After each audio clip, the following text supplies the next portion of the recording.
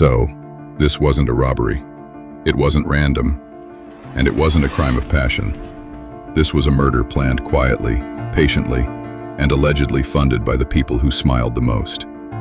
On July 18, 2014, Dan Markel was shot twice in the head while sitting in his car outside his home in Tallahassee, Florida. He was a respected law professor, a father of two, and someone who believed the legal system would always protect him. It didn't. When police arrived, they initially thought it might be a burglary gone wrong, but nothing was stolen. Dan's car was still there.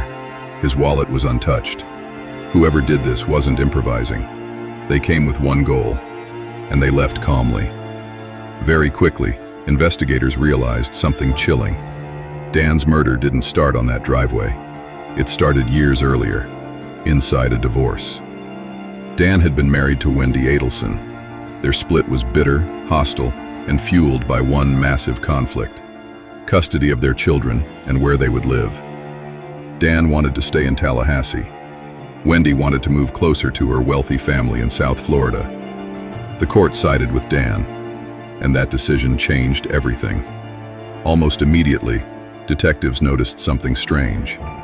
Wendy had changed the children's last names. She had tried to distance Dan from their lives, and most unsettling of all, her family despised him. The Adelsons weren't just angry, they were furious. As police dug deeper, they uncovered a web of connections that felt less like coincidence and more like orchestration. Phone records, financial transactions, timelines that lined up just a little too perfectly. Then came the wiretaps. Investigators began listening to conversations between Wendy's brother, Charlie Adelson, and their mother, Donna. What they heard stunned them. The way they spoke wasn't the way innocent people talk. They spoke in codes. They joked.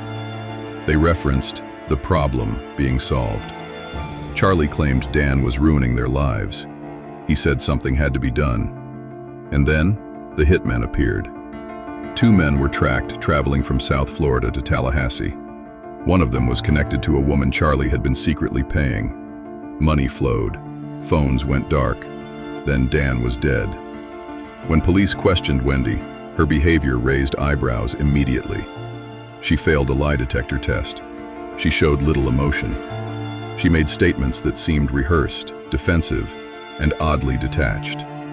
And then, there was the timing. On the day of the murder, Wendy just happened to drive by Dan's house. She claimed it was a coincidence. Police didn't believe that for a second. As years passed, arrests finally began. The hitmen were convicted, then the middleman. Then Charlie Adelson himself was arrested and later convicted for orchestrating the murder. But the most chilling part? The investigation didn't stop there. Wiretaps revealed Donna Adelson discussing escape plans. Tickets were booked, one-way flights.